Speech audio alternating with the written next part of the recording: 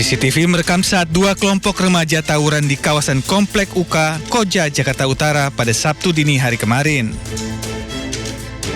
Akibat tawuran, seorang anak di bawah umur tergeletak usai terkena sabetan senjata tajam di bagian leher. Korban akhirnya tewas di lokasi akibat luka parah yang dialaminya. Petugas mengevakuasi jasad korban ke Rumah Sakit Polri Jakarta untuk diautopsi. Kasus tawuran yang memakan korban jiwa ini kini ditangani Polsek Koja, Jakarta Utara. Dari Jakarta, Sofyan Firdaus, iNews melaporkan.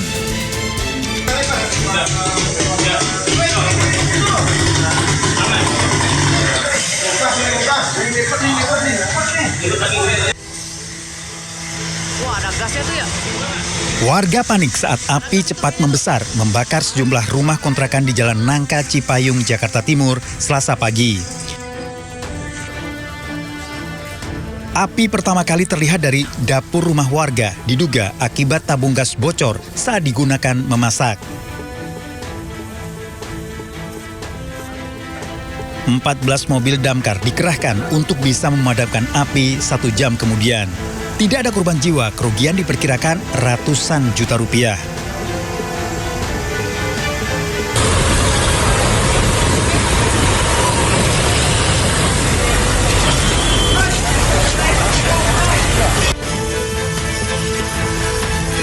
Sementara itu, satu mobil box UPS terguling dan terbakar usai menabrak sejumlah kendaraan di Sintang Tabuk, Kota Pariaman, Sumatera Barat.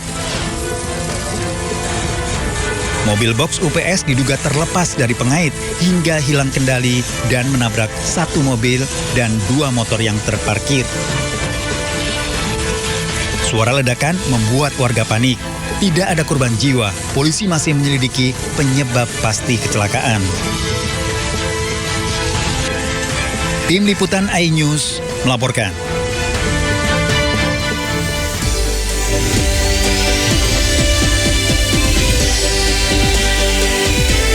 Bupati Lombok Barat Lalu Ahmad Zaini menambah daftar panjang kepala daerah yang terjerat kasus korupsi.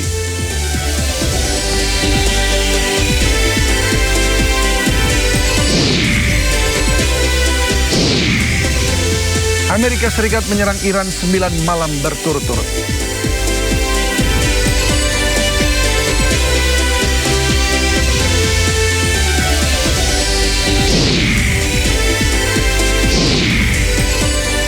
Ribuan orang padati jalanan kota Madrid merayakan kemenangan Spanyol menjuarai Piala Dunia 2026.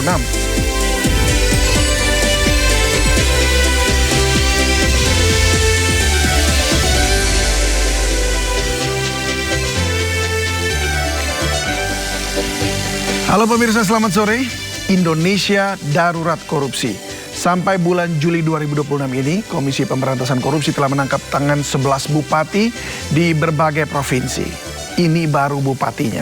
Di pusat, aparatur negara baik kepolisian, militer hingga kejaksaan jadi tersangka dugaan korupsi.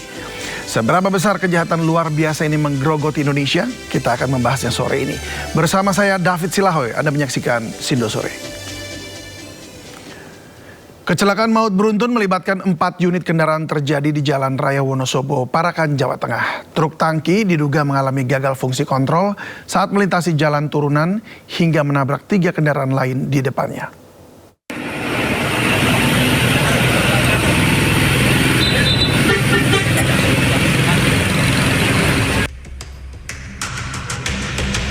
Dibantu warga, petugas berupaya mengevakuasi sopir truk tangki pengangkut minyak sawit yang tewas terjepit usai bertabrakan dengan 3 kendaraan lain di Jalan Wonosobo, Parakan, Wonosobo.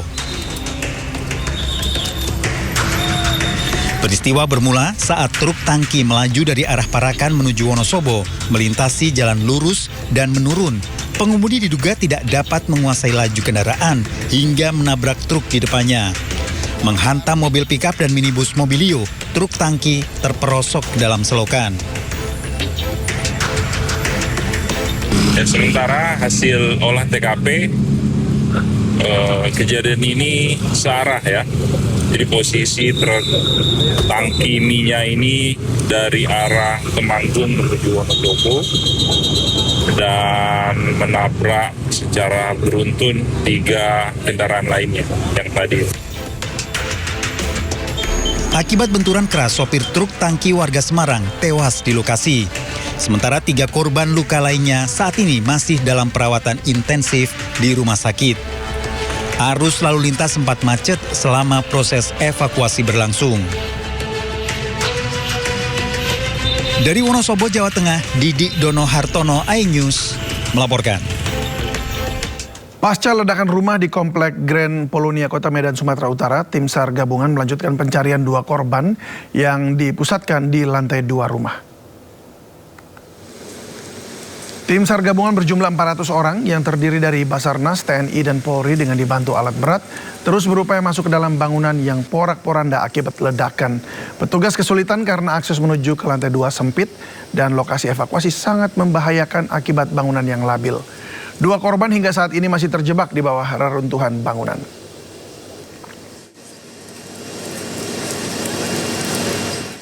Sebelumnya sebuah ledakan rumah mewah di Kota Medan mengakibatkan 2 korban terjebak dalam rumah. Tim SAR gabungan berhasil mengevakuasi 1 korban ledakan di perumahan elit di Medan, Sumatera Utara. Korban merupakan istri dari pemilik rumah, sementara 2 korban lainnya masih dalam pencarian.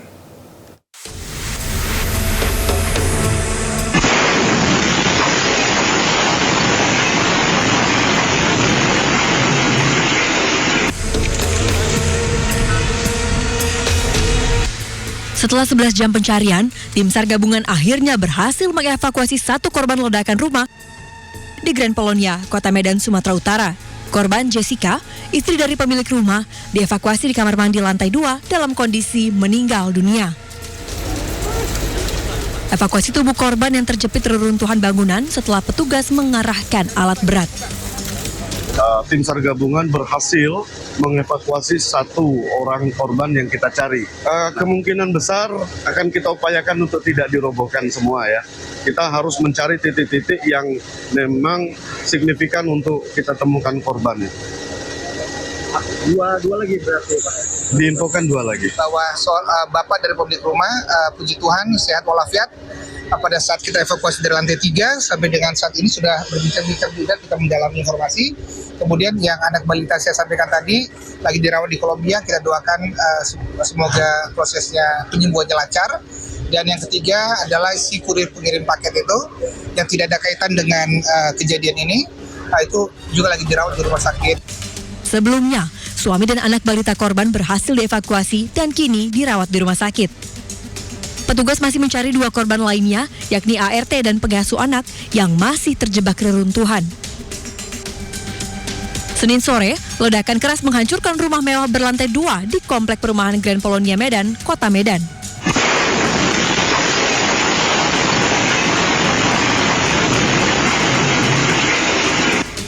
Ledakan terjadi saat sejumlah pekerja sedang merenovasi bangunan. Sejumlah kendaraan ringsek tertimpa reruntuhan bangunan. Beberapa pekerja berhasil menyelamatkan diri. Kecampaknya enggak bang, saya begitu langsung ada suara itu langsung lari kan 6 orang. Itu serpian kaca dari sana tembak kemari. Pastinya di dalam itu ada sekitar 4 orang pembantu. Masih di dalam. Selain mencari 2 korban yang masih tertimbun, polisi masih menyelidiki penyebab pasti ledakan. Tim Liputan iNews melaporkan.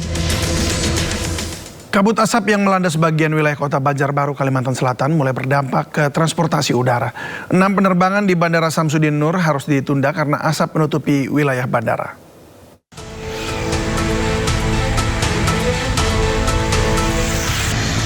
Kabut asap mulai menerpa Banjarbaru, Kalimantan Selatan. 6 penerbangan yang dijadwalkan berangkat pagi terpaksa ditunda. 6 penerbangan yang terdampak merupakan tujuan domestik. 2 diantaranya merupakan penerbangan ke Bandara Soekarno-Hatta, Tangerang, Banten. Pihak Bandara Internasional Samsudin Nur menyatakan, kabut asap menyelimuti lintasan bandara dengan jarak hanya 500 meter, sehingga tidak memungkinkan untuk dilakukan penerbangan. Ini yang baru pertama ya, yang terjadi. Harapan kami sih kepada para penumpang, yaitu tetap bisa mengantisipasi dengan melakukan pemantauan, mungkin pemantauan cuaca, dan tetap datang kepada bandara lebih awal untuk bisa memonitor pergerakan dari pesawatnya. Seluruh penerbangan yang tertunda baru bisa berangkat usai kabut asap pekat yang menutupi bandara berangsur menghilang. Dari Banjarbaru, Kalimantan Selatan, Sairi, iNews melaporkan. Unjuk rasa di gedung Kejaksaan Agung kemarin berlangsung ricuh. Massa menuntut Kejaksaan Agung segera menangkap ex-Jampitsus Febri Adriansyah.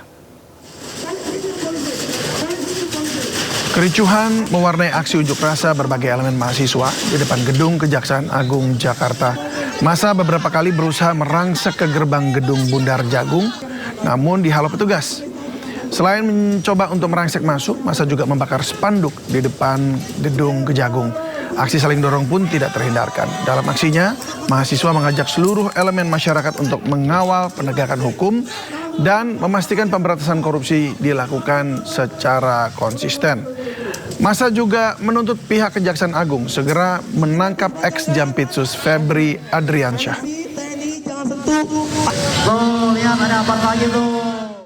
Untuk mengetahui informasi terkini perkembangan 3 kasus dugaan korupsi yang menjerat mantan Jampitsus Febri Adriansyah, sudah ada rekan Kea Della Rosa di Kejaksaan Agung Jakarta. Selamat sore Kea, apakah ada update terkait kasus ex-Jampitsus?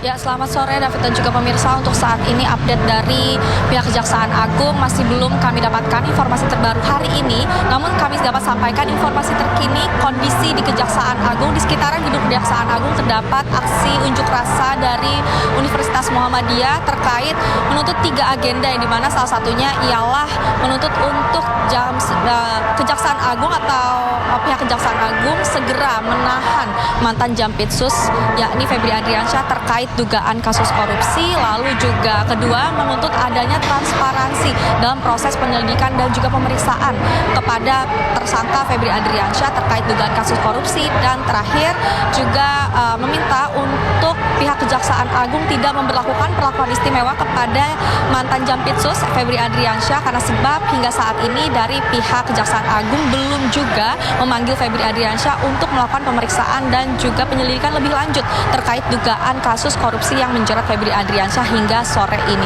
Memang pantauan kami saat ini aksi masih terus berlangsung dari pukul 3 sore hingga pukul 4:30 sore ini. Massa juga tidak sebanyak kemarin, lalu juga dari pihak kepolisian dan juga TNI telah mengamankan aksi dari pukul 3 sore hari hingga hari ini. Sementara itu, David, kembali ke studio. Baik ya, terima kasih untuk laporan langsungnya dari Kejaksaan Agung Jakarta Selatan. Selamat bertugas kembali. Ya, pemirsa, pimpinan DPR RI mendorong pengusutan 3 kasus dugaan korupsi yang menjerat mantan Jampitsus Febri Adriansyah dilakukan dengan transparan. DPR RI juga berharap adanya kesetaraan di mata hukum dalam penanganan kasus tersebut. Kami menghormati proses yang sedang berjalan. Tentu saja proses itu membutuhkan waktu untuk mengumpulkan bukti dan hal-hal lainnya. Namun yang kami harapkan agar nantinya proses itu tetap dilakukan secara transparan dan jangan kemudian membuat sinergi antara kejaksaan dan kepolisian itu menjadi renggang karena satu kasus kemudian jangan membuat kemudian sinergi antara satu lembaga itu kemudian tidak terjalin sinerginya. Proses penyidikan kan pemeriksaan masih terus berlangsung dan tentu kita akan menunggu, menghormati proses jalannya hukum yang sedang berlanjut kan. Tapi kita berharap bahwa ada ekualitas ya, ada kesetaraan dalam soal penanganan. Jadi ajas kesetaraan itu tetap menjadi hal penting dan tidak membedakan satu sama lain. Sebelumnya, Asosiasi Mitra Badan Gizi Nasional dan Forum Investor Satuan Pelayanan Pemenuhan Gizi juga menyampaikan keluh kesahnya di hadapan legislator Komisi 9 DPR RI pada hari Selasa. Ya, Ketua Asosiasi Mitra Bagian Syawaludin Aweng mengeluhkan terdapat ketidakadilan dalam tata kelola kemitraan.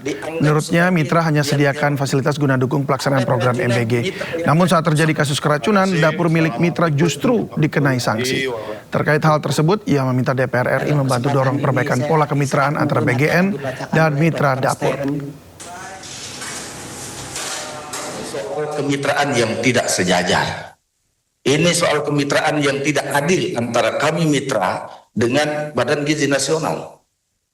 Satu yang menjadi catatannya bahwa Pemerintah dalam hal ini adalah Badan Gizi Nasional hanya punya program, Pak. Yang punya fasilitas itu kami. Tapi dalam segala hal kami yang terluka, dalam segala hal kami yang dianggap sebagai biang keroknya. Ada keracunan mitra yang dianggap salah.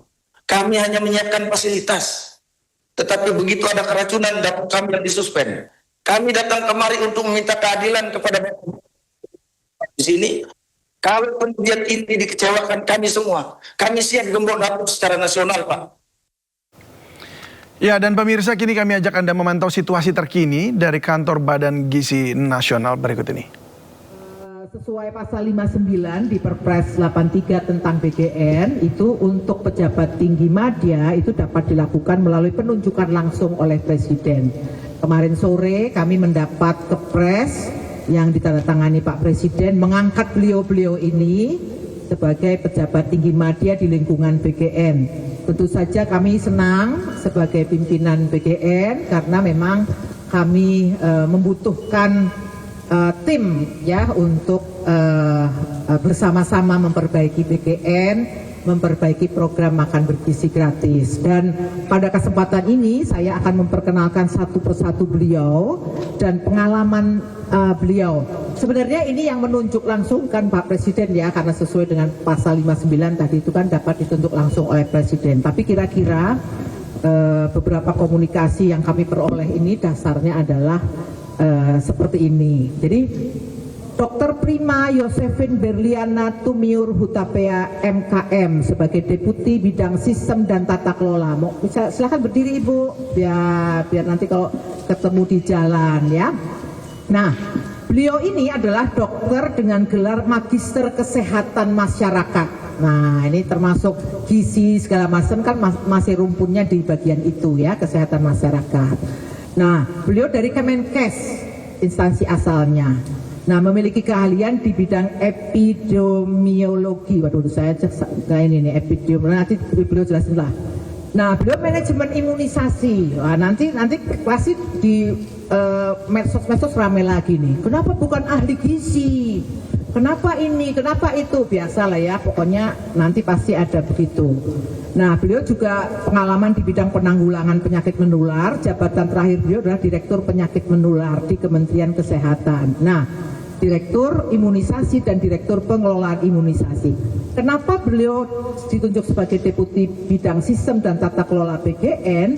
Karena pengalaman beliau di tadi yang semua pengalaman beliau ini, beliau itu mengelola program imunisasi nasional.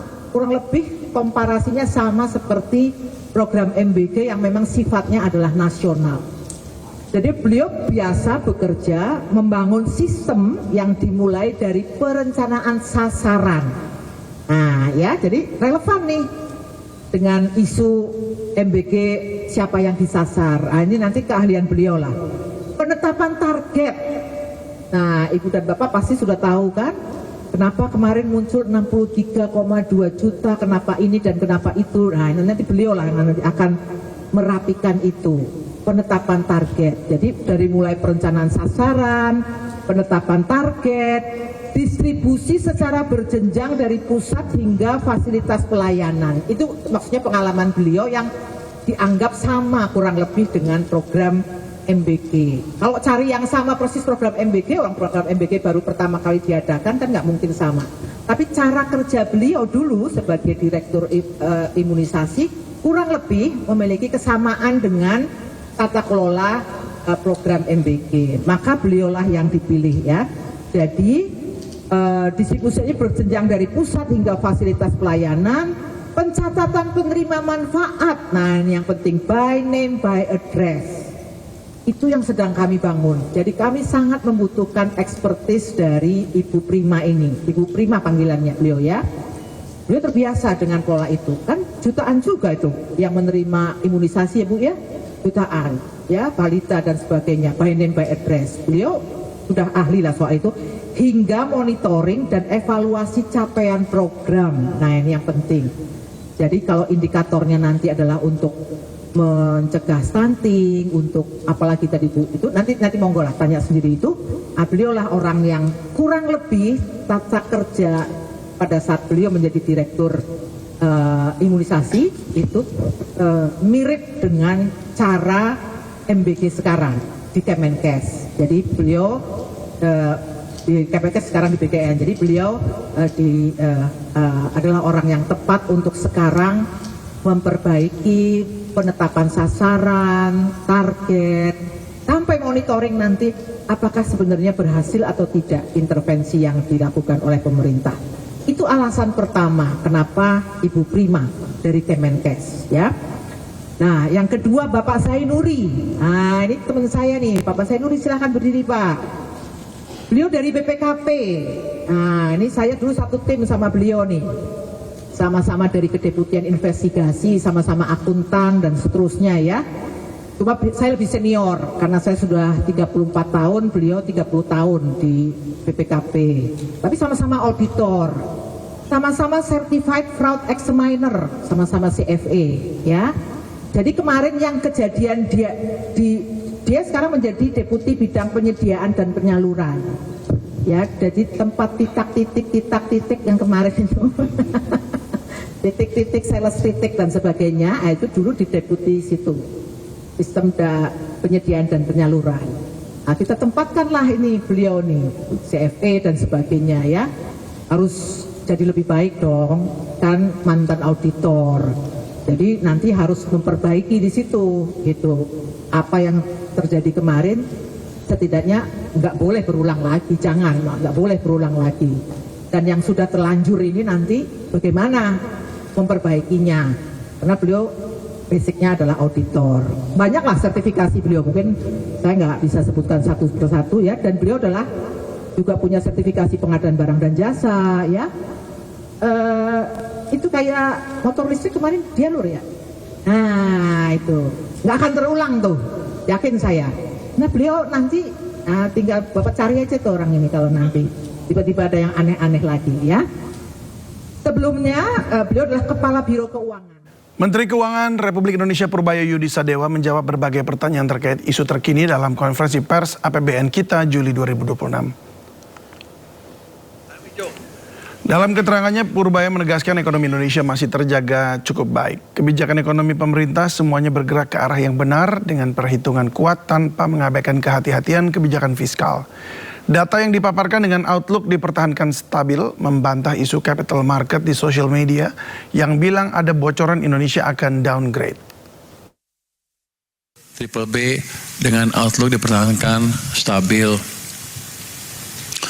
Tadinya kan di awal bulan kalau nggak salah ada isu tuh di capital market di sosial media yang bilang bocoran S&P keluar, Indonesia akan di downgrade peringkatnya.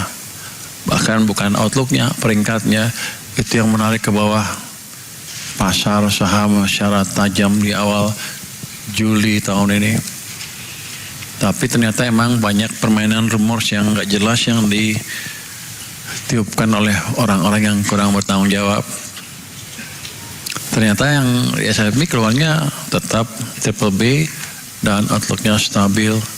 Artinya memang mereka melihat ke apa yang dikerjakan oleh pemerintah di bawah pimpinan Bapak Presiden Prabowo Subianto itu semuanya bergerak ke arah yang benar dengan dampak ke pertumbuhan yang kuat tanpa mengabaikan kehati-hatian pelaksanaan kebijakan fiskal.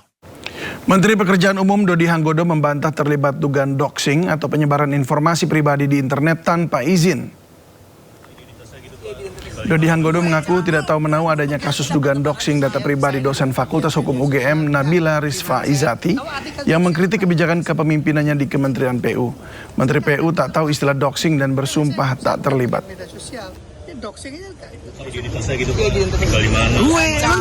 Gue pegiat minta tanggapan aja Pak. Saya ini loh pegiat media sosial, enggak gimana saya tahu artikel doxingnya Mbak yang jelasin. Yang ngerti saya gitu-gitu. Saya enggak pernah komentar apa-apa kan. Enggak, saya bukan pegiat media sosial. Ini doxingnya kosakata baru bagi saya. Enggak Mbak, saya enggak. Demi Allah, demi Rasulullah. Gimana Pak? Ketika mana? yang mengkritik Bapak, apakah Bapak kesana itu gimana Pak? Apakah menerima kritik dari mereka atau Nggak ada masalah, kritik itu kan bagus. Kritik itu bagus, membuat saya lebih bisa memperbaiki diri sendiri ke depan. Nggak ada masalah. Tapi dapat atensi dari Presiden nggak Pak? Soal kritikan yang terhadap Bapak di media sosial? Tadi? Iya. Tadi atau sebelumnya dipanggil gitu? Sebelumnya kasus dugaan pengancaman dan doxing diduga menyasar kalangan akademisi. Nabila Rizfa Izati, dosen hukum Ketenagakerjaan FHUGM, diduga menjadi sasaran intimidasi setelah mengkritik kebijakan mutasi di lingkungan Kementerian Pekerjaan Umum. Selain Nabila, pegiat media sosial Ferry Koto juga mengaku menerima ancaman setelah mengkritik Menteri PU.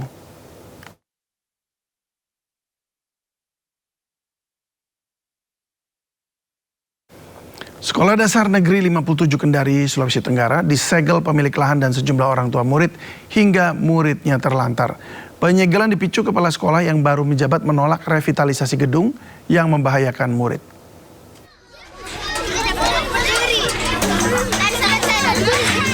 Murid Sekolah Dasar Negeri 57 Kendari, Sulawesi Tenggara terlantar di depan sekolah akibat pintu masuk disegel. Di depan sekolah, sejumlah orang tua murid berkumpul memprotes kepala sekolah yang baru dilantik karena dinilai semena-mena. Setelah perwakilan Dinas Pendidikan Kota Kendari bernegosiasi dengan pemilik lahan, gembok pintu masuk sekolah akhirnya dibuka.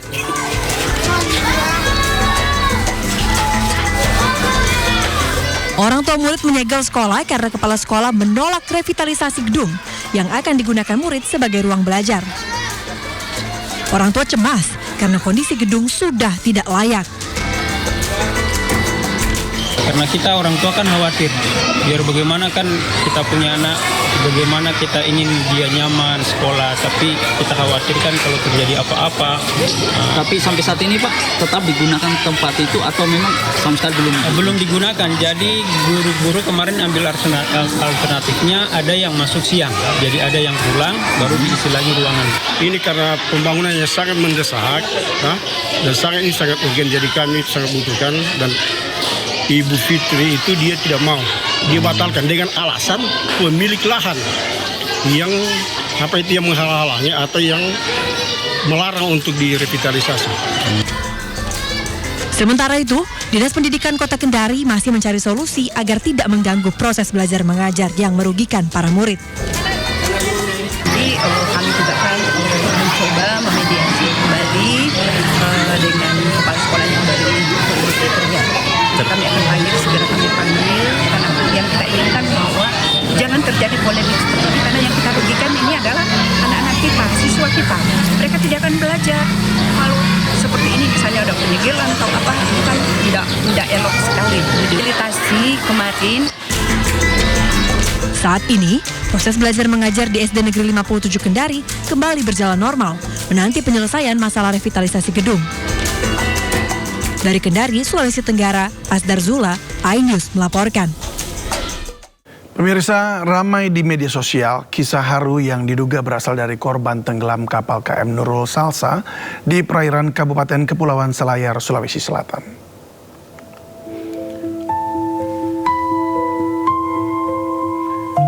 Diunggah dari media sosial, kisah haru yang diduga dari korban kapal KM Nurul Salsa ini ramai dibicarakan netizen. Ini adalah foto terakhir yang sempat dibagikan. Di tengah kepanikan saat KM Nurul Salsa mengalami musibah, kakek Umar, 80 tahun, mengambil keputusan yang menyentuh hati. Pelampung terakhir yang ada tidak ia gunakan untuk dirinya sendiri, melainkan diberikan kepada sang cucu, Naura, 13 tahun. Cucuku saja yang pakai pelampung, ujarnya. Sang kakek berjanji akan menjumpai cucunya nanti ketika selamat. Cucu yang bernama Naura itu pun coba diselamatkan warga yang juga menjadi penumpang. Naura terus bertanya ke warga yang menyelamatkannya, "Kemana kakekku? Kemana kakekku?" Menggunakan pelampung, Naura bertahan menggunakan gabus di tengah lautan. Sejumlah korban terombang-ambing di lautan bahkan hingga berhari-hari. Dan sayangnya, Naura dan sang kakek masih dalam pencarian tim SAR hingga saat ini. Tidak tahu nenek nunga Dari Kuala Kurakan Tama jatuh. Makin pelampung. Makin pelampung. Ya. Kampung Kuala Kurakan Tama. Kira bergabusin je bang. Iya. Terus ini anak ini saya kasihnya digabus, dia bilang jangan kasih naya om. Tahu kena takut aku bilang naik mau pernah kali om. Dia bilang di mana nenekku, bilang sebentar pi naik mau dulu, baru ku carikan ke nenek nu. Jadi itu punya aja kasih naya. Bapak Rinjo. Hingga saat ini proses evakuasi kapal KM Nurul Salsa masih dilakukan pemirsa. Petugas mengimbau warga yang merasa anggota keluarganya hilang untuk segera melapor ke posko SAR. Ya beginilah proses pencarian dan evakuasi korban kapal tenggelam KM Nurul Salsa, di mana sejumlah penumpang terombang ambing di tengah lautan selama 3 hingga 4 hari. Sayangnya petugas di lapangan menemukan fakta di mana terdapat sejumlah nama penumpang yang selamat maupun yang dinyatakan hilang ternyata sama sekali tidak terdaftar di dalam dokumen manifest resmi KM Nurul Salsa. Dalam pemutakhiran data terkini, 39 penumpang dan 7 awak kapal dinyatakan selamat, sementara 17 penumpang dinyatakan masih hilang.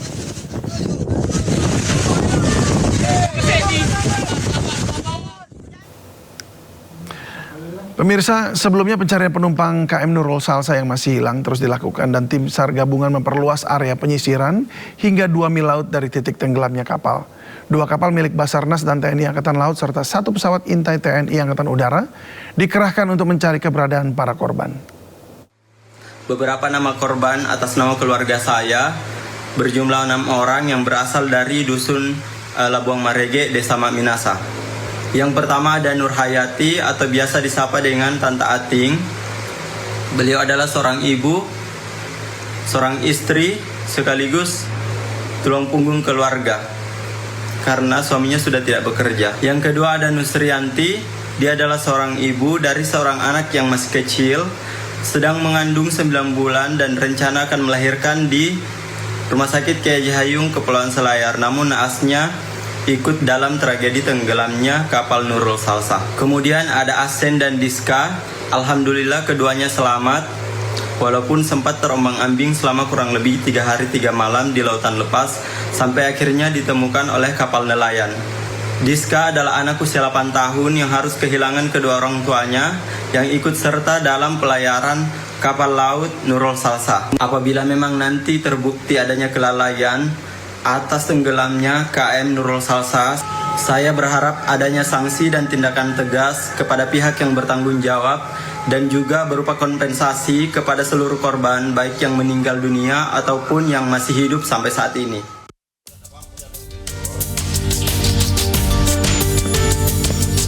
Hari ketiga pencarian 24 penumpang kapal motor Nurul Salsa yang tenggelam di perairan Pulau Polasi, Kabupaten Kepulauan Selayar, Sulawesi Selatan terus dilakukan.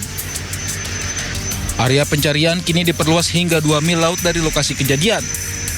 Kapal Basarnas dan KRI Marlin 877 milik TNI Angkatan Laut dikerahkan untuk menyisir laut. Sementara pesawat pengintai Boeing B737-200 milik Lanut Sultan Hasanuddin melakukan penyisiran dari udara. Luas area pencarian akan kembali diperluas jika belum juga temukan para korban hilang. Hingga kini, tim SAR baru menemukan serpihan yang diduga berasal dari kapal motor Nurul Salsa tak jauh dari lokasi kapal tenggelam. Sampai saat ini memang ada serpihan-serpihan kapal yang ditemukan oleh tim SAR gabungan ya. Dalam hal ini juga pihak pesawat intai TNI AU itu sempat melihat ada serpihan, tapi tidak jauh dari LKP atau Lost Non Position itu, atau tempat kejadian awal tidak jauh. Mungkin itu serpihan kapal yang pas tenggelam dia terhambur seperti itu. Jadi, terkonfirmasi saat ini yang kami kabarkan itu 74, di mana 49 itu selamat termasuk ABK dan 1 orang meninggal, jadi 50 yang sudah terevakuasi dan dalam pencarian itu 24 saat ini. Sebelumnya kapal motor Nurul Salsa mati mesin ketika dalam perjalanan dari Pelabuhan Jampea menuju ke Pelabuhan Benteng, Kabupaten Kepulauan Selayar, Rabu kemarin. Kapal sempat terombang-ambing di lautan hingga tenggelam pada dini hari. Data sementara ada 74 penumpang di atas kapal, 1 orang meninggal dan 49 orang lainnya berhasil dievakuasi. Sedangkan 24 orang lainnya masih dinyatakan hilang. Tim SAR berharap korban hilang terdampar di pulau terdekat hingga dapat ditemukan selamat. Dari Makassar, Sulawesi Selatan, Wahyu Ruslan, iNews melaporkan. Pemirsa, kasus korupsi yang menjerat Bupati Lombok Barat lalu Ahmad Zaini menambah daftar panjang kepala daerah yang terjerat kasus korupsi. Sepanjang tahun ini saja sudah ada 11 kepala daerah yang terjaring OTT KPK.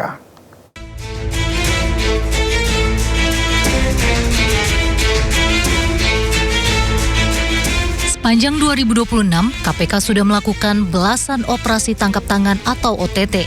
Sebagian besar diantaranya menjaring kepala daerah, mulai dari wali kota hingga bupati.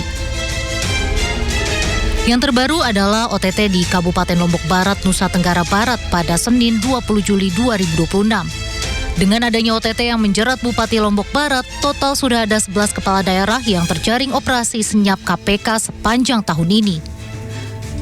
Berikut daftar kepala daerah yang terjaring operasi senyap KPK sepanjang 2026.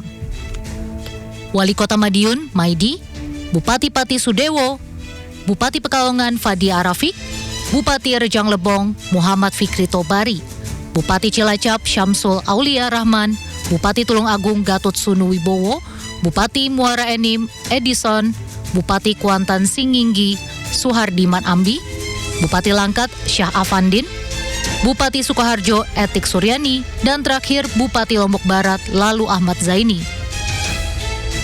Maraknya kepala daerah yang terjerat korupsi menjadi sorotan. Terlebih lagi, para kepala daerah tersebut sebelumnya telah mengikuti retret yang salah satu materinya adalah terkait pencegahan dan pemberantasan korupsi. Daftar panjang kasus ini menunjukkan persoalan korupsi di lingkungan pemerintah daerah masih kompleks dan memerlukan penanganan yang lebih serius.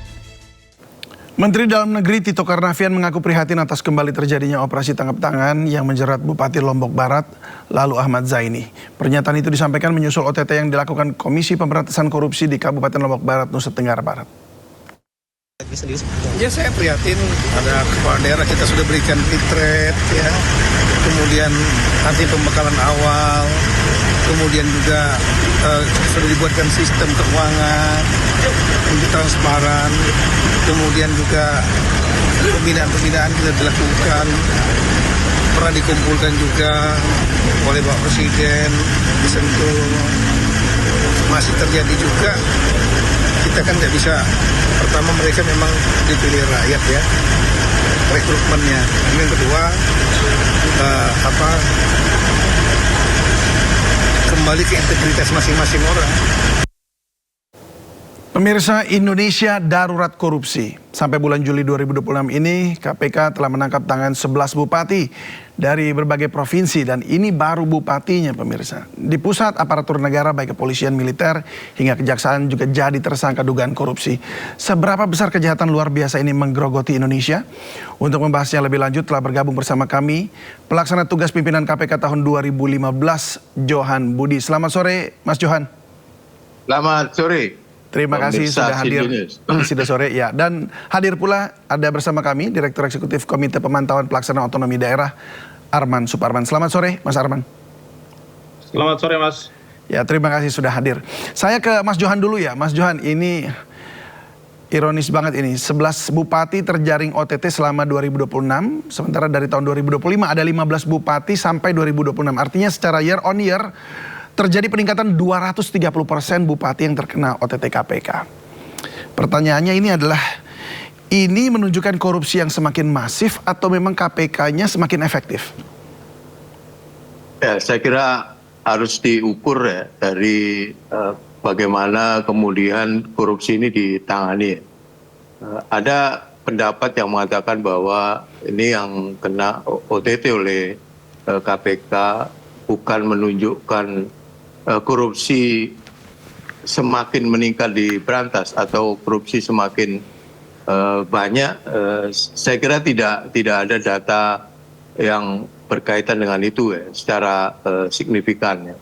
Yang terjadi adalah ini KPK melakukan OTT ke banyak bupati ya, yang kemudian ditemukan mereka melakukan ada dugaan terjadi korupsi gitu. Jadi sama sekali tidak bisa mengukur apakah korupsi semakin banyak ataukah apakah korupsi ini, pemberantasan korupsi semakin meningkat dilakukan oleh KPK. Karena akan selalu terjadi menurut saya, kita diskusi soal serupa ini sudah sering kali ya, tidak hanya pada saat KPK melakukan OTT di bulan ini, tapi jauh sebelumnya selalu saja pertanyaan yang sama diajukan. Ya. Apakah korupsi semakin banyak? Apakah sekarang KPK memberantas korupsi sangat sangat masif? Itu tidak bisa diukur ya. Karena tidak ada data yang valid mengenai itu. Yang pasti kalau kita melihat apakah upaya pemberantasan korupsi yang dilakukan oleh pemerintah Indonesia, di sana ada KPK, ada polisi, ada jaksa ya, secara persepsi itu bisa diukur dari indeks persepsi korupsi, meskipun tidak selalu langsung berhubungan dengan banyaknya korupsi, tapi IPK itu bisa sedikit menggambarkan betapa korupsi yang terjadi di Indonesia itu seperti apa.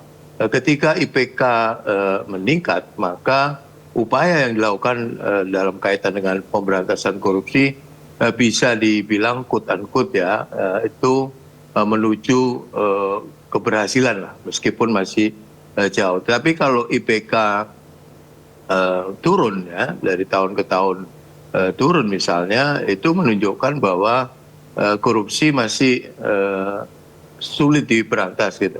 Ini sekali lagi persepsi ya, yang diukur dari bagaimana pelayanan publik, bagaimana hal-hal yang dilakukan oleh birokrasi, yang kemudian dipotret melalui persepsi publik ya, oleh transparansi internasional.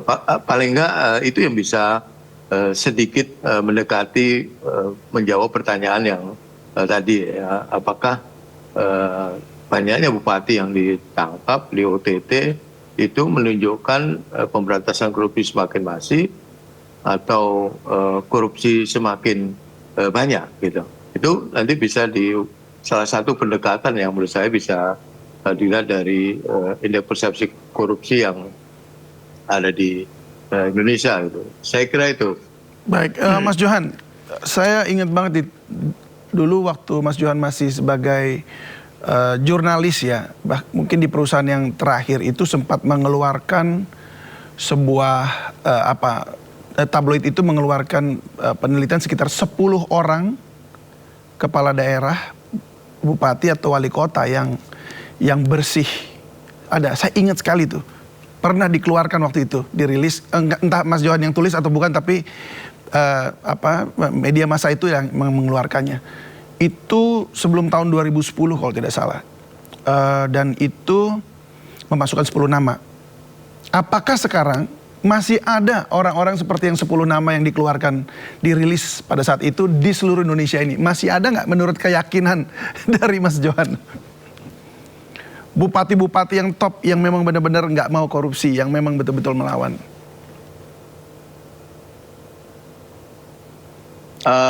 Ketika media itu mengukur, itu yang diukur adalah GCG-nya ya, good governance, tata kelola pemerintahannya dianggap pemerintah daerah. Kemudian dari ukuran itulah tadi mengacu pada yang 10 kabupaten yang pernah diukur oleh media ya. Itu menunjukkan bahwa mereka dalam melaksanakan kewenangan sebagai bupati atau wali kota itu sudah mendekati tata kelola yang baik lah, good governance ya.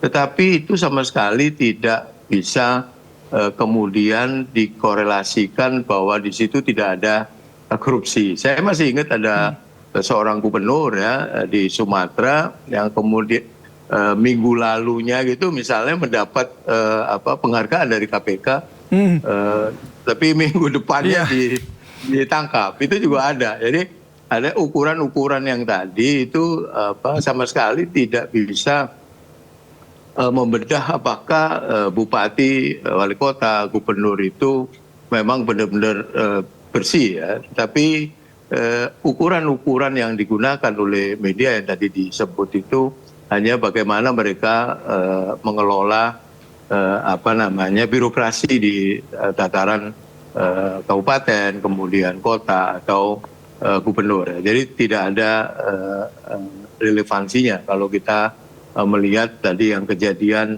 dapat penghargaan sebagai provinsi yang baik, yang melaksanakan tata kelola pemerintahan yang baik, tapi kemudian minggu depannya ditangkap oleh KPK, kena OTT KPK. Jadi ukuran-ukuran tadi, jadi tidak bisa digunakan menjadi sebuah parameter bahwa di situ tidak terjadi korupsi. Bahkan dulu KPK itu pernah mengumpulkan bupati, gubernur yang kemudian menandatangani fakta integritas, masih ingat ya? Fakta integritas yang kemudian ketua umum partai dan lain. Begitu ada penantangan fakta integritas, nggak lama kemudian ada anggota DPR yang ditangkap yang waktu itu ikut dalam penandatangan fakta integritas. Jadi itu hanya simbolis ya, yang kemudian hanya sekedar jadi tidak menunjukkan keseriusan bahwa ketika kita menandatangani sebuah fakta integritas itu kemudian dia menjalankan kewenangannya itu dengan melaksanakan integritas yang dia tanda tangani itu nggak ada hubungannya. Jadi kita melihat saat ini banyak sekali ketika berpidato ada bupati yang kemudian menyampaikan di sini steril ya dari upaya-upaya korupsi itu. Bahkan kalau saya korupsi saya minta digantung gitu, atau dihukum mati gitu. Itu kan banyak itu statement itu yang ada beberapa disampaikan oleh bupati yang kemudian nggak lama kena OTT KPK gitu. Justru yang begitu harus langsung dipantau ya. Jadi nggak ada korelasinya kalau kita. Tapi yang ada korelasinya adalah harus ada perubahan sistem ya menurut saya yang menyeluruh. Yang kedua harus ada ketegasan dalam kaitan dengan law enforcement ya, benar-benar kalau orang korupsi ya harus dihukum berat gitu misalnya, yang kemudian menimbulkan deterrent effect ya, sehingga orang yang tidak korupsi kemudian menjadi takut untuk melakukan korupsi, coba-coba korupsi karena kesempatan ada, pengawasannya tidak terlalu ketat. Saya kira itu. Baik, saya ke Mas Arman dulu. Mas Arman, tadi Mas Johan juga bilang soal indeks persepsi korupsi ya. Dan apakah Anda dari data yang Anda miliki sebagai KPPOD, apakah di daerah-daerah yang mungkin OTT KPK ini sudah terjadi ya, ada 11 bupati ini memang buruk begitu ya untuk good governance-nya dan juga perception korupsinya juga di para pemimpin atau aparaturnya? Iya, sebetulnya gini, dari penjelasan Pak Budi itu mau menunjukkan bahwa problem korupsi atau rasuah yang terjadi di daerah yang melibatkan oknum kepala daerah ini itu tidak sebatas problem integritas individual kepala daerah, tapi pada integritas sistem, Mas, gitu ya. Karena kalau tadi diceritakan bahwa minggu ini dia dapat penghargaan, kemudian minggu depan ditangkap, gitu ya, itu problemnya sudah bukan problem moralitas individual atau integritas pribadi, tetapi terkait dengan integritas sistem kita.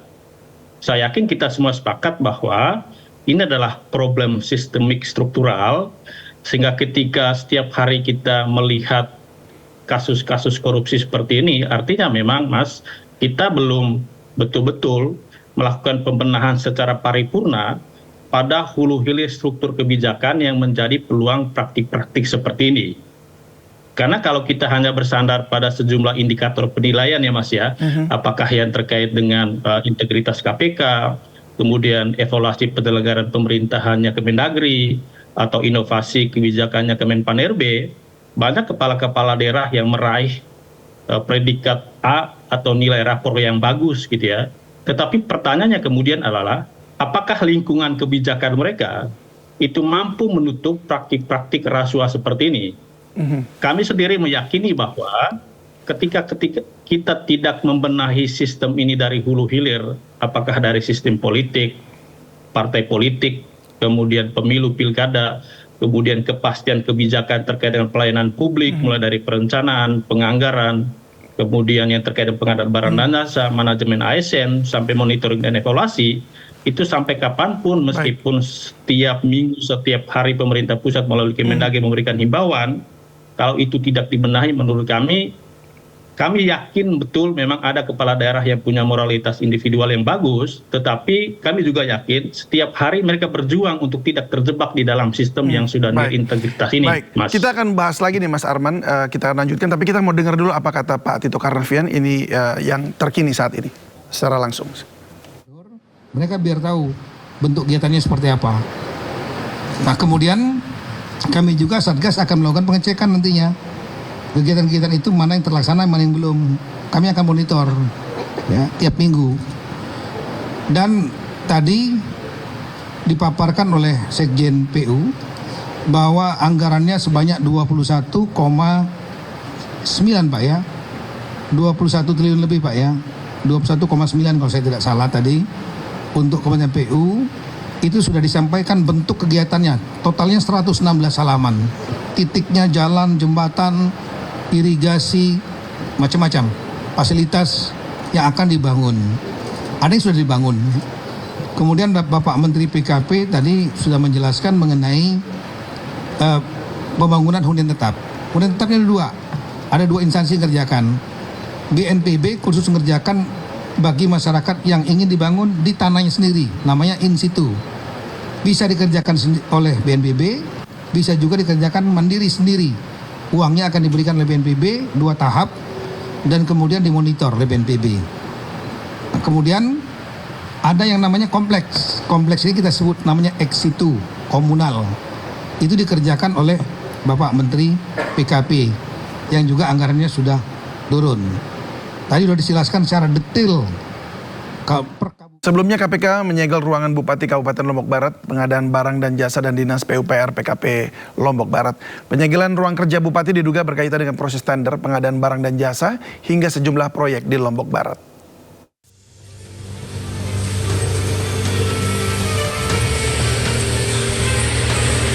Tim anti rasuah Komisi Pemberantasan Korupsi atau KPK menyegel sejumlah ruangan di Pemkab Lombok Barat. KPK segel beberapa ruangan, diantaranya ruang kerja Bupati, Dinas PUPR PKP, dan pengadaan barang jasa Lombok Barat. PJ Sekda Lombok Barat menegaskan jika dirinya tidak mengetahui pasti terkait penyegelan tersebut, namun masih sempat bertemu dengan Bupati saat nobar final Piala Dunia. Nggak kita lihat tahunya bahwa sampai di kantor ada ruangan yang disegel gitu. Karena sampai saat ini kan belum ada rilis resmi itu persoalan. Nah ini belum kita tahu, dari tadi kami di kantor dan belum ada informasi secara resmi ke kami. Sejak tadi pagi Pak Bupati tidak ada di kantor? Kalau di kantor nggak ada, tapi sempat nonton bola bareng sampai subuh. Kendati dilakukan penyegelan oleh KPK, aktivitas pemerintahan di Kabupaten Lombok Barat masih terpantau normal. Dari Lombok Barat, Muzakir, iNews melaporkan. Baik, mungkin Mas boleh dijelaskan. Nama media Bapak? Saya Elvina dari Metro TV. Mungkin bisa dijelaskan sepanjang tahun 2026 ini dari Januari hingga saat ini ada berapa kasus OTT yang telah ditangani sama KPK, dan kemudian dari rangkaian kasus ini kasus mana yang paling menonjol. Kemudian apakah jumlah kasus korupsi yang melibatkan kepala daerah tahun ini masih sesuai dengan perkiraan atau justru lebih banyak? Mungkin itu, terima kasih. Oke, terkait fenomena peristiwa tertangkap tangan di tahun 2026. Yang ketiga, Mbak Satsia, silakan. Bapak jawab ini dulu. Yang masih. Ya. Oke, silakan. Cukup ya. Yang perkara ini ya, nanti kan bahasa saya yang lain kan. Baik Mas Umam, untuk yang perusahaan pinjam bendera, ini beberapa memang sudah termonitor. Ini saya sebutkan ada yang sudah kami identifikasi itu ada 3. Itu ada CVRJ, CVDR, dan CVIKN. Ini beberapa yang kita dapatkan barang buktinya gitu. Artinya di dokumen ada untuk proyek-proyek itu dipinjam benderanya oleh CVDKK. Tetapi tadi apakah, pertanyaan kedua ya, apakah ikut diperiksa? Tim akan nanti dikembangkan di penyidikan karena tentunya ini akan susah untuk mencari pinjam benderanya. Mungkin saat waktu dilakukan tertangkap tangan itu kan belum ada nih dokumen itu gitu. Jadi setelah pemeriksaan kemudian ditemukan ada CV-CV yang dipinjam bendera. Kemudian seperti apa pertanggungjawabannya? Ya sepanjang bahwa perusahaan bendera itu tidak ikut campur di konstruksinya ya, bahwa itu mungkin tidak nyampaikan juga bahwa si SUD ini akan dipakai untuk itu, hanya dipakai aja untuk kegiatan yang menurut mereka mungkin legal gitu ya. Nah, kondisi yang seperti itu biasanya nanti ketika di proses penyidikan kita akan minta pengembalian untuk fee yang tidak sah tadi, sehingga itu menjadi juga aset recovery yang akan fokuskan oleh tim penyidik untuk pemulihan keuangan negaranya gitu ya. Tapi itu juga sudah ada, datanya ada, nanti akan kita kembangkan di proses penyidikan. Kemudian yang Mbak Metro TV ya, sepanjang 2026 berdasarkan catatan kami sudah ada 16, yang sebelumnya ditambah yang ini berarti ada 17 peristiwa tertangkap tangan atau kegiatan penyelidikan tertutup. Yang menonjol mungkin, ya itu mungkin bisa dinilai sendiri oleh teman-teman pers ya. Kalau dari kami yang agak mungkin aset recovery-nya gitu atau barang buktinya agak besar itu bea cukai. Itu kan kita bisa dapatkan dari hasil tertangkap tangannya saja sudah 45 miliar gitu ya. Belum pengembangannya. Kemudian yang kedua imigrasi, itu kan juga ya menurut kita karena itu pelayanan yang notabene itu juga menjadi barometer pelayanan internasional ya, tentunya di negara kita itu juga bisa dikatakan menonjol. Yang selebihnya adalah kepala daerah, mulai dari yang Langkat, Pekalongan, Poharjo, kemudian ada juga selain kepala daerah dan bea cukai, imigrasi, ada terkait pajak, itu ada Banjarmasin, Jakarta Utara, itu juga peristiwa-peristiwa OTT yang kemudian kita atensi. Dan gini teman-teman, biasanya peristiwa OTT itu kan hanya pintu masuk gitu ya, dan beberapa kegiatan tertangkap tangan yang kita lakukan. Ya, kita kembali berbincang dengan Mas Johan Budi dan juga Mas Arman Suparman. Kita kembali ke Mas Arman. Tadi ini ada update ya Mas Arman, bahwa ini OTT-nya banyak, ada 17, walaupun mungkin kepala daerahnya atau bupatinya itu sekitar ya 11 begitu ya. Nah ini tadi Anda katakan sistemnya itu seperti apa yang diperlukan untuk diperbaiki, karena perlu ada sistem pengawasan juga yang bahkan kalau nggak salah juga sering gagal mendeteksi sejak dini gitu ya. APIP-nya, inspektorat daerah juga, bahkan DPRD juga sering gagal. Lalu sistem yang seperti gimana ini yang supaya menghindari atau menghindarkan si pejabat untuk tidak korupsi?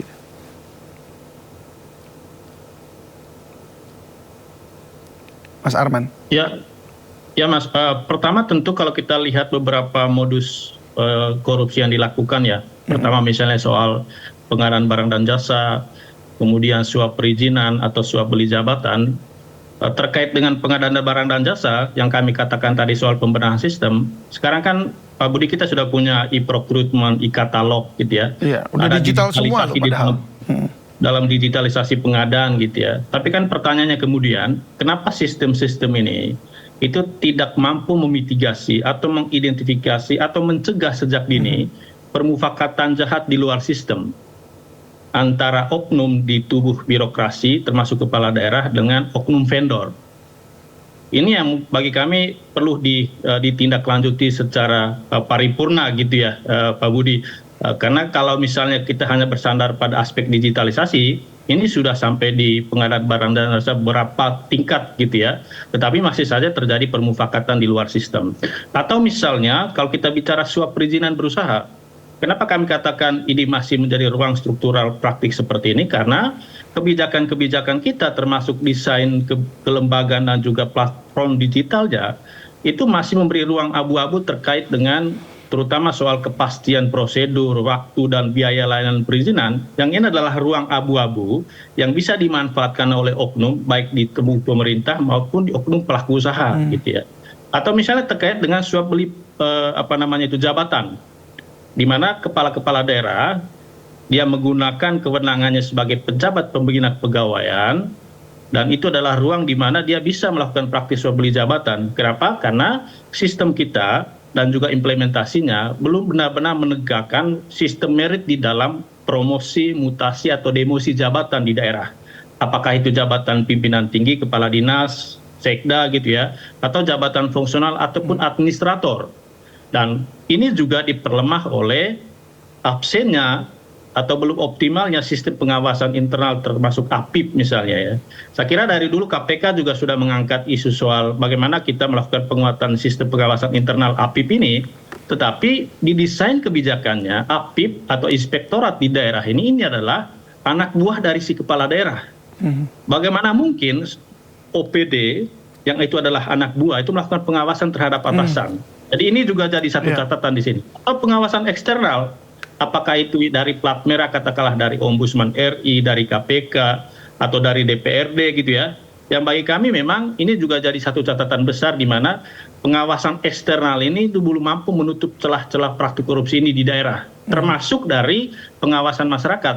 Catatan kami Mas, Pemda terutama kepala daerah itu lebih mengutamakan akuntabilitas administratif, pemenuhan persyaratan prosedural terkait dengan penyelenggaraan pemerintahan ketimbang akuntabilitas substantif ke publik. Jadi kepala daerah itu lebih takut kepada Kemendagri, lebih takut kepada aparat penegak hukum ketimbang mereka itu takut kepada rakyat. Baik kami ini juga jadi satu catatan atau peluang yang kita perlu benahi terkait dengan seperti apa evaluasi penyelenggaraan pemerintahan daerah yang itu tidak hanya sebatas output atau kinerja administratif, tetapi juga susur sampai seperti apa dampaknya kepada publik gitu Mas. Ya baik, Mas Johan, itu harus bagaimana tuh jadinya Mas Johan? Apa yang harus dilakukan gitu untuk memperkuat, mengenforce sistemnya gitu? Ya, jadi ini ya David, tadi disampaikan soal pengawas ya. Itu dari mulai kabupaten, provinsi, sampai kementerian itu ada inspekturnya. Kalau di daerah, inspektur daerah, kemudian di kementerian juga ada irjen. Tadi seperti yang Mas Harman sampaikan, ini ada sesuatu yang aneh. Kalau inspektur itu lapornya harus ke menteri gitu, atau ke bupati atau wali kota. Bagaimana kalau bupati wali kotanya itu yang melanggar atau yang korupsi? Gini, sebelum tahun 2008, 2009, 2010, modus operandi yang paling banyak dulu itu adalah pengadaan barang dan jasa. Kemudian untuk menutup ruang itu, kemudian dilakukanlah apa yang disebut dengan procurement ya, yang menutup celah berhubungan antara yang ikut tender dengan si pelaksana tender. Itu sudah lama sebenarnya. Kemudian ada e-katalog untuk mencoba untuk mengacu pada harga yang harus sesuai dengan e-katalog yang sudah disampaikan oleh pemerintah ya.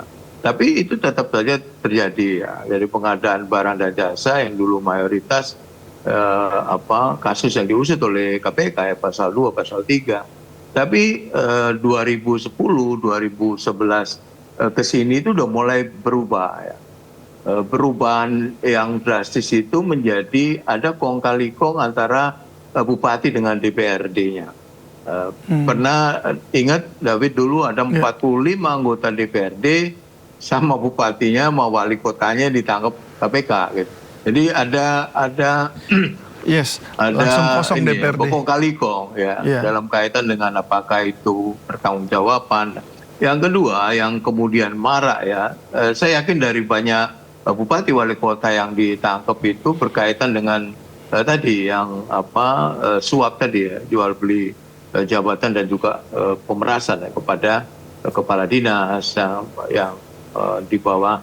Kamu mau jadi kepala dinas nggak ada harganya gitu. Itu banyak dalam OTT KPK saya perhatikan banyak yang ditangkap karena itu. Jadi orang menyebut gratifikasi, pasal 5, suap dan lebih banyak ke sana ya. Lalu bagaimana cara mengawasi kemudian kan? Banyak tadi lembaga yang sudah disampaikan ya, lembaga pengawas. Lembaga pengawas pun juga tidak steril dari korupsi juga. Ombudsman itu juga ditangkap korupsi juga. Jadi BPK yang audit itu juga ditangkap. Itulah mirisnya kan Mas Johan. Anggota. Kita udah bingung aparatur. Judulmu itu udah benar, darurat itu. Tapi nggak sekarang darurat tuh. Darurat itu sudah sejak lama gitu. Sekarang makin darurat gitu. Kita berharap ke siapa ya? Ada irjen ditangkap juga, ada ombudsman yang harusnya itu ditangkap juga, BPK yang audit, yang seharusnya melakukan audit malah ikut terlibat di dalam korupsi di dalamnya gitu. Ini kan baru aja ini ada anggota BPK kan yang diusut oleh KPK gitu ya. Nah, bagaimana kemudian tadi yang disampaikan oleh Mendagri tadi ya, pengawasan sudah banyak pengawasan. Yang kurang itu adalah menurut saya yang pertama adalah law enforcement-nya, penegakan hukumnya, yang kemudian bisa menimbulkan apa yang disebut dengan deterrent effect, efek jerak. Ini kan orang dituntut 10 tahun, kemudian dihukum 6 tahun, masuk penjara, ada remisi, kemudian tinggal 2 tahun, korupsinya ratusan miliar. Ya siapa yang takut kemudian tidak korupsi? Ini yang kedua, yang juga kalau kita bicara soal wali kota, bupati yang banyak ditangkap, coba kita lihat agak ke belakang, sistemnya itu seperti apa? Sistem ini tidak hanya di birokrasi, tapi bagaimana mereka kemudian mengikuti pilkadanya itu. Berapa ongkos yang harus dikeluarkan seorang calon bupati, calon wali kota, apalagi kalau daerahnya daerah yang kaya ya, quote-unquote. Itu pasti banyak kalau ditanya, padahal gaji mereka kalau kita linear ya, kita hitung gitu, itu mungkin 5 tahun itu baru 1/5-nya ya, biaya yang dia keluarkan ketika kampanye. Belum lagi ketika dia menang ya, kalau dia nggak punya duit, pasti ada bohirnya kan, bohirnya menagih janji. Jadi itu lingkaran setan yang kemudian mau tidak mau, ini pasti Lombok Barat ini juga tidak yang terakhir, David. Nanti pasti ada lagi. Yang ketiga menurut saya adalah keteladanan ya. Sekarang kita sulit ya menemukan tokoh-tokoh seperti Bung Hatta yang wakil presiden tapi sangat sederhana, untuk beli sepatu beli aja dia harus menabung ya. Bahkan dia menguting. Saya sering baca cerita-cerita tentang tokoh-tokoh bangsa ya. Itu sekarang kalau dibilang nggak ada, semakin langka gitu ya. Kejujuran tidak lagi ditunjukkan oleh pemimpin dari tingkat atas sampai tingkat bawah. Hari ini ngomong A, tapi dia besoknya berubah. Dia jangan korupsi, dia sendiri korupsi. Baik. Kan banyak itu contoh-contoh yang kita saksikan ya hampir tiap hari ya dengan KPK, OTT itu. Jadi ini itu yang perlu permasalahannya moral berarti ya, Mas Johan? Ya moral, kemudian sistemnya juga harus diperbaiki ya. Sama law enforcement-nya juga, artinya efek deterrennya tadi dengan mungkin hukuman mati barangkali setuju nggak itu kira-kira? Ya kalau saya pribadi setuju dan banyak publik ya yang setuju ya agar pelaku korupsi, apalagi korupsi dana bencana alam gitu, itu kan luar biasa. Wah, itu kejahatan luar biasa itu. Ya. Bahkan di tempat-tempat yang kita anggap sebagai contoh moral gitu ya, Kementerian Agama gitu, udah berapa Menteri Agama yang kena juga gitu. Ya, terus kita berkaca pada siapa gitu. Penegak hukumnya juga ada yang korupsi. Baru ini kan lagi rame ini kan yang ditemukan 74 yang bagian itu yang masih belum kemudian banyak lagi itu yang kemudian jadi seolah-olah memberantas korupsi itu hanya berhenti pada pidato. Baik. Terima kasih Mas Johan. Ini maksudnya apa ya? Memang ini sudah diganti judulnya, korupsi kepala daerah makin darurat begitu. Semakin parah begitu ya. Tapi kita berharap harusnya memang korupsi darurat itu semua. Iya udah darurat semuanya gini. Mas Arman, sayang sekali waktunya habis padahal kami juga ingin bertanya lagi tapi waktunya sudah habis. Terima kasih banyak sudah berbagi bersama kami dan kita sama-sama kawal terus penyelesaian kasus ini ya supaya ada efek jerahnya juga dan semoga yang tertinggi nih pimpinan juga Pak Prabowo boleh dengan tegas juga membersihkan Indonesia ini. Baik, terima kasih Mas Johan Budi. Selamat bertugas kembali dan juga Mas Arman sukses selalu. Selamat. Kondisi di Selat Hormuz terus memanas. Kali ini Iran diduga menyerang kapal komersial Saudi yang mencoba melintasi perairan Oman. Beredar video di media sosial salah satu kapal komersial milik Arab Saudi terbakar hebat di perairan Oman. Menurut laporan maritim awal dari UKMTO, ruang mesin sebuah kapal terbakar di 8 mil barat laut Qumzar, Oman. Dugaan sementara, kapal terbakar akibat terkena proyektil. Dan seluruh awak kapal berhasil dievakuasi dengan selamat. Belum ada pernyataan langsung dari pihak Arab Saudi maupun Iran. Namun serangan ini terjadi tepat 1 jam setelah Houthi memberlakukan blokade laut penuh terhadap Arab Saudi.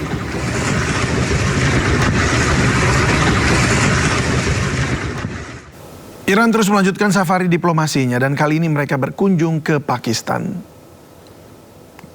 Menteri Dalam Negeri Iran Eskandar Momeni tiba di Islamabad pada Senin malam. Kedatangannya disambut langsung oleh Menteri Dalam Negeri Pakistan Mohsin Naqvi. Selama kunjungannya yang rencananya berjalan selama 2 hari, Momeni akan bertemu dengan sejumlah pejabat senior Pakistan. Pertemuannya membahas kondisi kawasan yang semakin memanas. Setelah kunjungannya ke Pakistan, Momeni akan menuju ke New Delhi, India untuk berpartisipasi dalam pertemuan darurat para menteri dan pejabat negara-negara BRICS. Iran terus melancarkan serangannya ke sejumlah situs-situs Amerika Serikat yang berada di kawasan. Iran menargetkan pesawat angkut militer C-17, pesawat komando dan rudal kendali.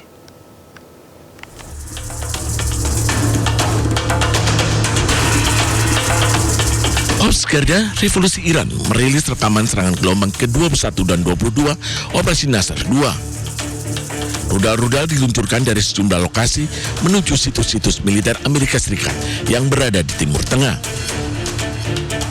Iran meluncurkan sejumlah rudal berbahan bakar padat, Khaibar, Sekan, Zulfikar, dan Fateh. Rudal-rudal ini bertuliskan, siapapun yang mengganggu keamanan rakyat Iran, dirinya sendiri pun tidak akan aman. IRGC juga mengklaim menargetkan pesawat angkut militer C-17 AS dan kendali PX di Bandara Aqaba dengan rudal balistik. Tak hanya itu, Iran juga mengklaim sistem radar peringatan dini AS, sebuah gudang berisi peralatan dan suku cadang pesawat, serta sebuah hanggar berisi drone M9 Amerika di Kuwait juga menjadi sasaran. Serangan ini menandai kembali memanasnya hubungan antara Washington dan Teheran. Pasukan AS telah melancarkan gelombang serangan berturut-turut di seluruh Iran, sementara Teheran terus membalas serangan Washington.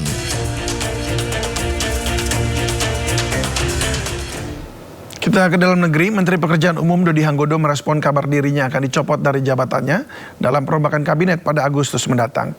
Dodi menegaskan bahwa keputusan reshuffle kabinet merupakan kewenangan Presiden Prabowo Subianto. Bapak ada reshuffle nanti Pak Agustus Pak, itu tanggapannya gimana? Apa ada evaluasi yang dilakukan? Aduh, lo itu masa gue ngalah-ngalahin presiden, itu hak kita bos. Tapi udah pernah dipanggil Pak untuk evaluasi gitu misalnya Pak? Kalau dipanggil ya sering tiap saat. Tapi nggak ada urusan begituan. Terkait permasalahan yang kemarin Pak. Pak, gaya komunikasi Bapak. Sebelumnya dalam rapat dengan Komisi 11 DPR RI, Menteri Keuangan Purbaya Sadéwa mengungkapkan Pusat Finansial Internasional Indonesia dirancang bukan sekedar menjadi pusat aktivitas jasa keuangan, melainkan instrumen strategis untuk menghubungkan Indonesia dengan ekosistem keuangan internasional. Menurut Purbaya, Pusat Finansial Internasional Indonesia akan memfasilitasi pembiayaan sektor real, proyek strategis nasional, pembiayaan infrastruktur, pembiayaan iklim, dan pembiayaan berkelanjutan. Keberadaan PFII diharapkan dapat mempercepat transfer teknologi, meningkatkan kapasitas sumber daya manusia, dan memperluas kesempatan ekonomi bagi masyarakat Indonesia. Pusat Finansial Internasional Indonesia juga memuat berbagai fasilitas untuk meningkatkan daya tarik investasi, mulai dari insentif perpajakan, kepabeanan, golden visa, keimigrasian, ketenaga kerjaan, perizinan, serta residensi.